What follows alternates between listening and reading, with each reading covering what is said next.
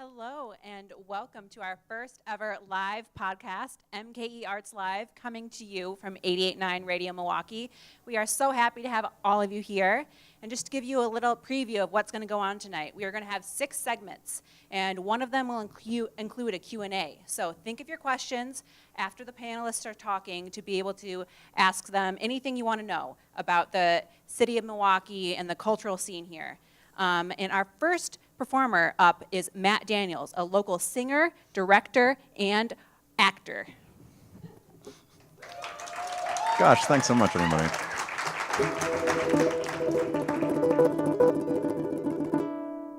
At first I was afraid, I was petrified. Kept thinking I could never live without you by my side. And I spent so many nights just thinking how you did me wrong. But I grew strong and I learned how to get along. And now you're back from outer space. Just walked in to find you here with that sad look upon your face. I should have changed that stupid lock. I should have made you leave your key. If I had known for just 1 minute you'd be back to bother me. Go on now, go. Walk out the door. Turn around now. You're not welcome anymore. Weren't you the one who tried to hurt me with goodbye? You think I'd crumble? You think I'd lay right down and die? Oh no, not I will survive. Yeah, as long as I know how to love, I know I'm still alive. I've got all my life to live, and I've got all my love to give. I will survive. I will survive. Hey, hey.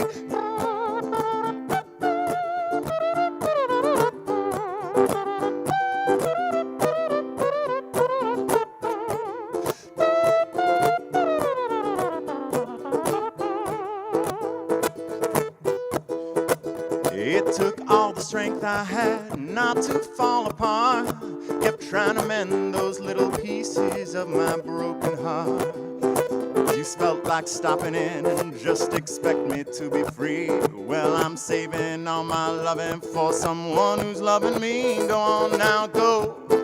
Walk out the door. Turn around now. You're not welcome anymore. Weren't you the one who tried to hurt me with goodbye? You think I'd crumble?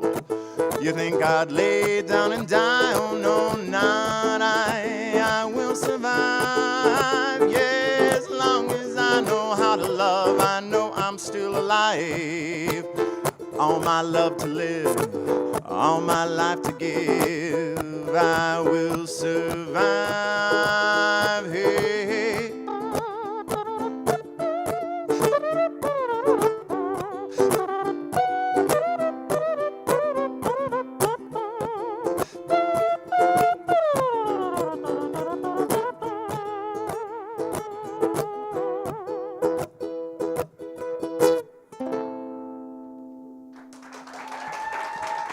Thank you.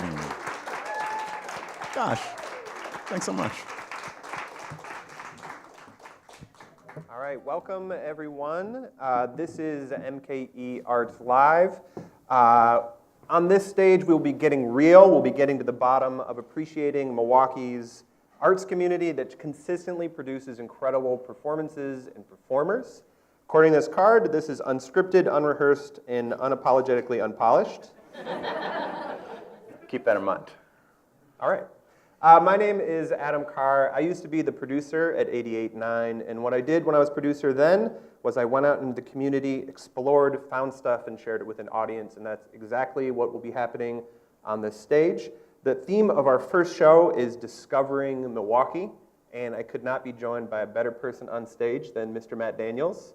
So Matt is an actor, director, teaching artist, coach, theater artist, ukulele player, and he also does, as you heard, the mouth trumpet. Indeed, although I like to call it the grand, genuine concert mouth trumpet. So. Very, very fancy. Yeah, so, it's very fancy. If you've seen theater in Milwaukee, you've probably seen him. He's been on stages all over town at the Milwaukee Repertory Theater, the Milwaukee Opera Theater, Chamber Theater, and Tandem First Stage Children's Theater. You're around the region as well. Yes. All these things are true. Let's start with, on the topic of discovering Milwaukee, where are you from? I grew up in LA and spent from ages 0 to 17 there, and then went to New York for school and sort of in a roundabout way got here to Milwaukee. Cool. So let's talk about New York a little bit. Tell me about, you lived the dream going to the New York City, the big city. Tell me about your first steps into that. Sure. So I got accepted to the Juilliard School for Drama, and my parents were unable to drive me out to college. So my actual first steps there, I got off the airplane at like 8 o'clock at night with all of my worldly belongings in a couple of suitcases, and I got in a taxi cab and said, please take me to this address, not really knowing where it was. And there we are driving. It's the middle of the night in New York, as far as I can tell. And I'm watching the taxi meter click and click and click. And I'm realizing that very soon I'm going to run out of money to pay for the taxi. And finally, we get to this. We get to where we're going. Except the taxi driver also doesn't really know where the address is. He just sort of gets us to this corner. It's nighttime on the west side.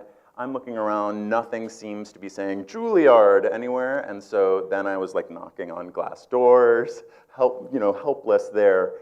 It was a sort of trial by fire, like that entry into the city. But sure. Here I am. I made it. You made it. So you cut your teeth at Juilliard. You moved into the off-Broadway, and then also some downtown theater. Yeah, I mean, not really off-Broadway. It was off. So that is really what that scene was called. But yeah. So you spent a chunk of your life in New York. You moved to Chicago, and then eventually you moved to Milwaukee. So we heard about your first steps into New York. Tell me about your first steps into the medium-sized city of not so scary Milwaukee, Wisconsin. Right. So. We were moving from Chicago, and on our way out of Chicago, we had one friend who was able to sort of help us load up the truck. And so we were driving this huge truck, having spent the entire morning, getting all of our stuff out. And we pull up in Milwaukee, where we had family and friends, because I'd been working up here a little bit. And in front of our house was a horde of people who then sort of unloaded that truck in record time, and including a young actor, a teenage actor who I had worked with in a show at Milwaukee Shakes, who lived in the neighborhood and sort of just showed up. And then the neighbor came out and started like taking boxes of books and literally running them up the stairs as a sort of welcome to the neighborhood kind of gesture, sure. Which so it was very different than the way New York welcomed me. Sure. And then, so from my understanding, that was year 2008. So you had a pleasant welcome into Milwaukee. Yes. But at that time, if we could all just imagine back, there were seismic shifts in our that was right in the middle of the economic collapse, which was a bad time to be doing anything, probably especially trying to make it as an actor. It was. I mean, one of the main reasons that we moved here was so that I could work at Milwaukee Shakespeare, which was one of the first nationally recognized companies to go under as a result of the recession. And so all of a sudden, a year's worth of work just disintegrated. Mm-hmm. And here we were, having just bought a house and then no job. So it was crazy. But within a year, I had met a bunch of people and started working at a teaching at First Stage, and got a job at Lake Geneva Theater Company, and then a job at Milwaukee Chamber Theater, and things started to fill in, and now, I'm able to sort of make a living. You're coming up on a decade here in Milwaukee. Yes. So tell me just a little bit about sustaining yourself as a working actor and artist here in the city. Yeah, so as Katie said, actor, director, and teaching artist also. So I teach at First Stage. I direct the young company there, which is the rising young actors. And then I act at companies all around town as well. I'm at Milwaukee Rep right now in Guys and Dolls. And I always try and thread something together over the course of a season, which is what every actor has to do. But it all comes together, and I'm able to make my living as an artist, which is great. How often do you busk on street corners with your mouth trumpet? I should do it more often. And like, what do you put down as a case when you're mouth trumpeting? Yeah. I mean, it doesn't really happen. It's true. I'm going to think about that. Cool. All right. Well, thank you, Matt. We're going to have more with Matt in a few minutes. But we're going to do, I always like to practice what I preach. Discovering Milwaukee, the best way to do it is in person. So we're going to go on a field trip right now. So everyone get ready to go on a field trip through the magic of video production. We're going to go to the Walker's Point Center for the Arts right now. So we're going to see Executive Director Marcela Garcia take us on a little tour of the WPCA. Welcome to Walker's Point Center for the Arts, a place in the Walker's Point neighborhood that makes art experiences for all people. We specialize in a mission that is three-pronged in visual, performing arts, and arts education. Throughout the year, we have 7 to 8 different shows. So for example, we're in the member show right now, and all of the close to 100 artists and 200 pieces that you see, these artists are contributing members to the Walker's Point Center for the Arts. I think that there's something magical about this show, the fact that it's bringing together, all of these people.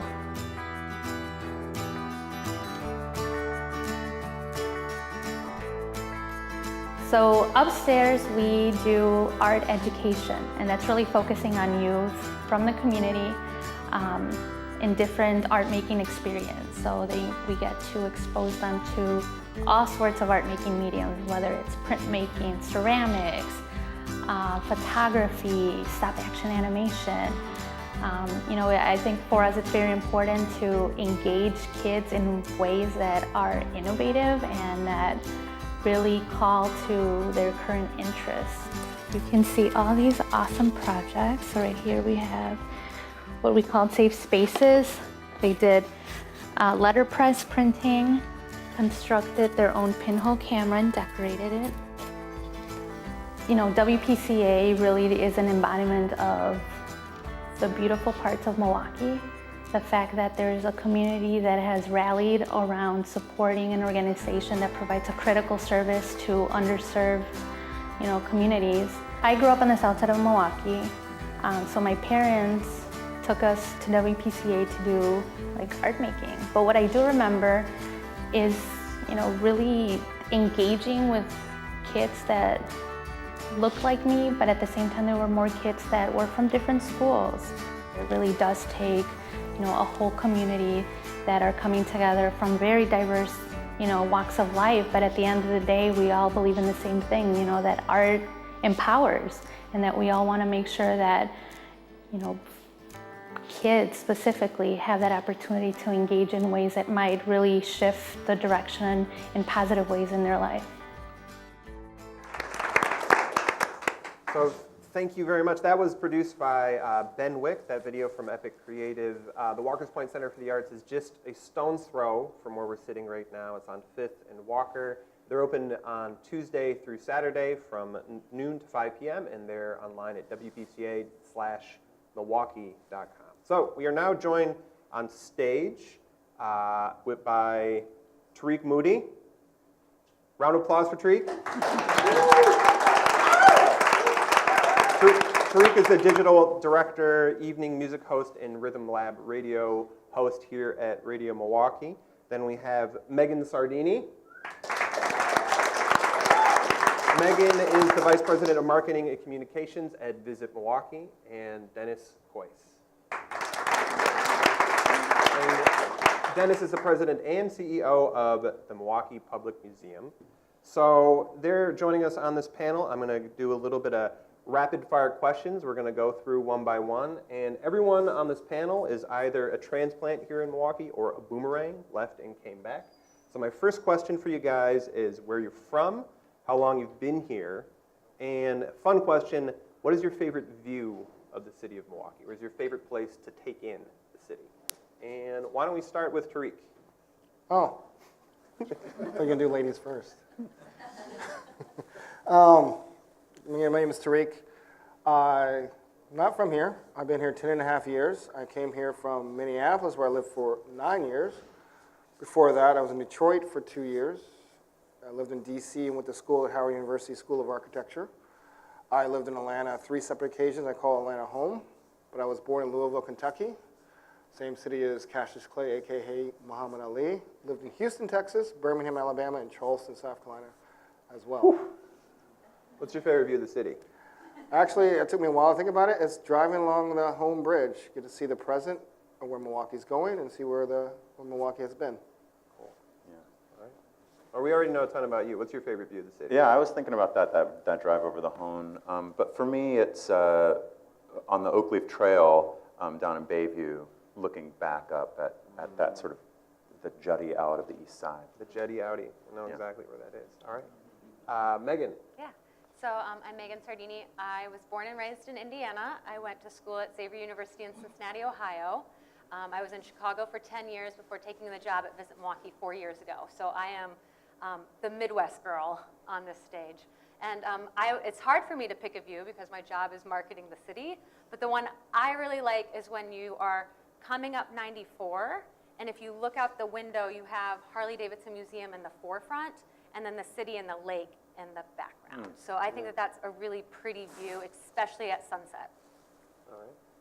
So I'm the boomerang on the stage. I grew up in Milwaukee, in Whitefish Bay, and left after college. And spent 20 years touring mostly the East Coast, so New York City, DC, Boston, with a detour to Texas. Moved back 3 years ago, so I've been back in Milwaukee for 3 years. And I'd say my favorite view of the city is flying in. Actually, when you come across the lake from the east, and you can tell just as Milwaukee, even at night, just the cutoff of the lights. Sure. And it feels like you're coming home. I just really like it. I'm going to sneak my favorite view in. I used to work, or one of my favorite views, when I worked at Radio Milwaukee, we were on 53rd and Valete. And I lived on the east side, I'd bike up North Avenue every day to work, and I'd get all the way to 53rd Street. And there's a little hump in the city there, and if you look back, you can see all the way and see the water tower where it started. So I loved that view, just seeing all the way down North Avenue, right up the middle of the city. So next question.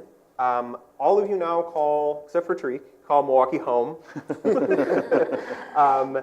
in one way or another. And what is it about the city? Because Milwaukee can be a place that easy to love. It could be a place that breaks your heart. What makes you guys invest here in this city?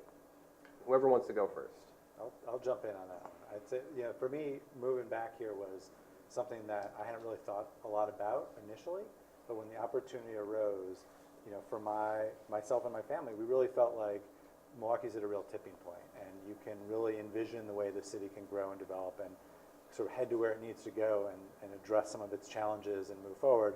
You can also envision that there's ways that could not happen, and we just really felt like we took a lot from the city and we wanted to come back and be a part of pushing it to where it wants to go. And there's not many cities I've ever lived in where you as sort of an individual can feel like you can really have a citywide impact. And that's the beauty of the size of Milwaukee. It's just small enough where like every person here can actually do something and push the city forward, but it's big enough that you can also, when you need to be anonymous, be anonymous. And you can take some risks and fail, and nobody's going to completely take you down for it. So we really felt like this was the time. Cool. I can jump in. So I was going to say what Matt was kind of saying. So when you moved here and all your neighbors helped you move in, I think that the reason why I like calling Milwaukee home, because similar to Dennis, I wasn't planning on taking the position at Visit Milwaukee. I have a tourism background and was recruited up for the job. So Milwaukee wasn't even on my consideration set. But after moving here, everyone is so friendly and so nice. And I'm, again, going to the Midwest charm. I like being in communities that are super welcoming. And that makes me want to call it home and stay here, is the friendliness. And from a visitor standpoint, we hear it all the time. From people visiting here or coming on conventions, we have all these survey responses that talk about how friendly our community is and warm. I really love the sort of old world charm of the city and the way that the city kind of hangs on to handcrafted quality and tradition in that way. So there's something that feels like when you're walking up Water Street and you're looking at City Hall or something, you really feel like, oh, human hands built that. And I think that Milwaukee and Milwaukeeans have a good grasp on that feeling of it takes people to make a thing, right? And there's something that's we enjoy the artisanal quality of things here and really hold on to that. And that's a thing that I really love about the city. For sure. My biggest thing as far as the city is the potential of what the city could be. Specifically looking at the youth and the creative side of the youth of what they're doing. I have never seen so much talent in the youth than any other city I lived in. Recently, we did this Grace Weber Music Lab. I know we have a guest that was part of that, and watching those kids perform, not to slight any older bands out there, they blew my mind. And I'm like, why, hope the city supports these kids in these arts and what they're doing. Because to me, that's what makes the city great. To me, Minneapolis is great because of the local scene, the atmospheres, the local bands made that city great. Atlanta, same with that, made that city great. That's what made it unique. So I really want to be part of helping these kids, helping this youth, really champion them and help them put them on a bigger stage. Cool. All right, we got another question. It's really rapid fire. It's your last night in Milwaukee. What do you choose? We have like 1 minute, real quick. What do you pick? I'm taking my kids to the zoo, first of all, and then I'm going to the National Cafe for Nell's for her ramen. All right. I'm going to get on my bike with my husband and do a brewery bike tour, multiple breweries, safely tasting samples. Until you fall off the bike. Oak Leaf Trail. You don't have to be that safe. It's fine. Yeah, you don't have It's bruises your last tomorrow. day, It doesn't actually. matter. It doesn't really matter. And then I'm going to go home and FaceTime with my parents and cry myself to sleep if it's my I last took night. it really seriously. Yes. Yeah. I feel like there's no way that my last day in Milwaukee does not include cops. Yeah. Custard. Yeah. Yeah. The whole thing. I mean, burger, custard, all of it. Yeah. My last day involves starting off heading to Real Chili. So I think that's the best place in Milwaukee, like most unique, iconic culinary thing. Because I basically said if friends came to visit me, that's the first place I'd take them. Then I'd go get some red light ramen. Then I'd head back to the best neighborhood in Milwaukee, River West, and go to Foundation, have a tiki, and then have my friends at High Dive and drink shots till I pass out. Can I change my answer? I'm just going to go with Yeah, you gotta go. I think there's nothing that better captures Tarik than Real Chili and red light ramen. All right, so now we're going to open up for questions from the audience. Katie has a microphone, and she's going to be moving around. Anybody who has a question ready for the panel, either someone specifically or for the whole group. And I can remind you all that this is a social media friendly zone. So if you want to tweet or Facebook, you can use the hashtag MKE Arts, and I will like it and retweet it. Thank you. Any questions here? Yeah. I don't think this is on. Hello? Hello. It's on. It's on. Well, I'm going to kind of preface it and then get into the question. So next year, Prospanica National actually chose Milwaukee to be its host city for its national conference. So it's nationally, people are going to come to Milwaukee.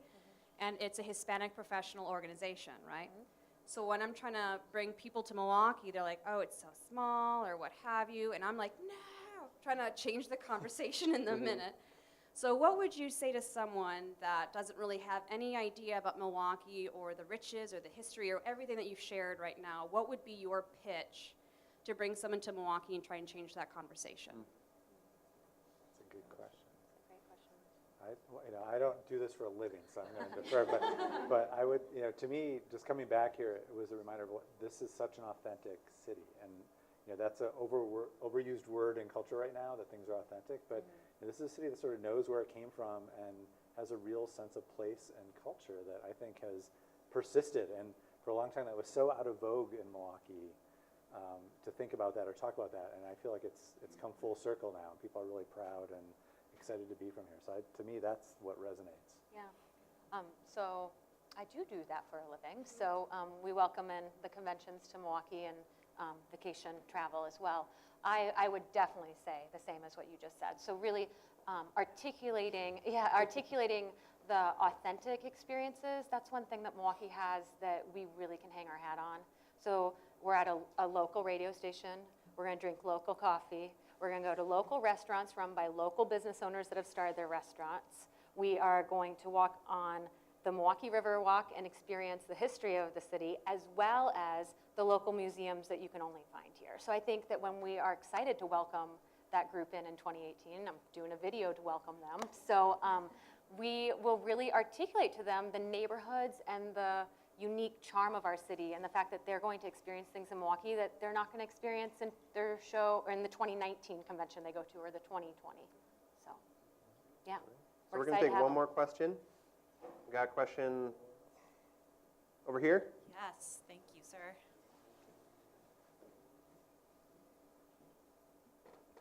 What would you say is the one thing that defines the Milwaukee Arts apart from all other comparable cities across the country? And from all the places that you've also lived, what would you say you'd like to see introduced into the Milwaukee art scene? Let's do this couch. I feel like, yeah. I think, Yeah. again, I say it again, it's the youth and what they're creating right now. Every city has a museum, every city has a zoo, every city has a ballet, every city has an orchestra. But not every city has a new age art system. Not every city has gold. Not every city has those kind of things that stands out. You know, I'm attracted, one of the reasons I came here, one of the reasons I came here was because of an artist named Jay Todd, a deaf harmonic. I heard his music in Minneapolis, I was blown away, and the guy at the record store in Minneapolis said, this guy's from Germany, and I found out he's from Milwaukee. So that's what attracts me to cities, is that unique creative experiences that I can't get anywhere else. Just like when I lived in Minneapolis, I know I can get some of the best hip hop, or Atlanta, I get certain things. That's what I look for in a city, and that's what stands up. As far as attracting that, I believe, my personal belief, what makes a great city is the ability to bring in new people. When you bring in new people who make it home, they bring in new ideas and new opportunities. I mean, it becomes integrated into what Milwaukee is. Yeah, and I would just say, to piggyback off of what Tarik was saying with the youth, I work at First Stage, which is a children's theater, and I'm the director of the young company there. And we're a nationally recognized program, the largest program of our kind, and we actually just brought home last night first place trophies at the Utah Shakespeare High School competition. And thank you. And I mean, it's, you know, I think that people are surprised that a small city or a mid-sized city can boast that sort of national talent. And you know, I'm also sort of always continually amazed by the breadth of the theater scene here in Milwaukee. You look at other cities that are this size and they don't have the kind of size or breadth. I would love to see a full-time Shakespeare company come back to town as far as answering that part of your question. We were a better city for it when we had it, and so I would love to see that kind of find its way back here. There are little bits and pieces trying to make something happen, but it would be great to have full time. All right, so actually, to both of the answers you guys just gave, we're going to have a performance now, our last performance of this show. A young man named Kwasi Stampley, whose mother, give it up for Kwasi. Speaking to the strength of our theater community is Milwaukee Stampley. He's also a young man. He's an 11th grader at university school. And he's part of the Jazz Studies program at the Milwaukee Youth Symphony Orchestra. He's in his 5th year of private lessons with Neil Davis, and he is going to play Fly Me to the Moon. Oh, I'm so excited.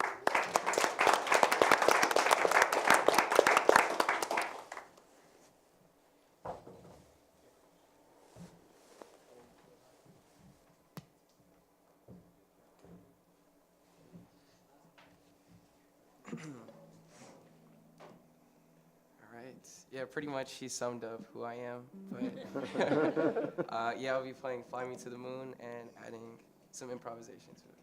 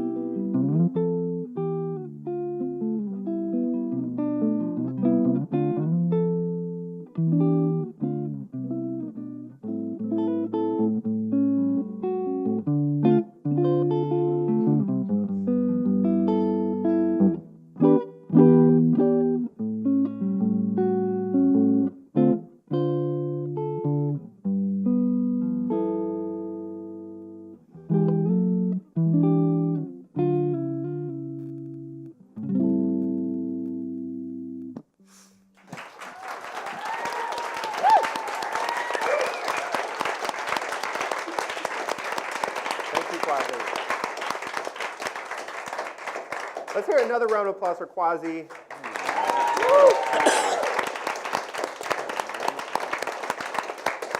So thank you all for coming. Thanks everyone in the studio who's watching at home. Thanks Tarik, Matt, Megan, Dennis. Round of applause for them again. So this was MKE Arts Live, made possible by the United Performing Arts Fund and Radio Milwaukee. Round of applause for them.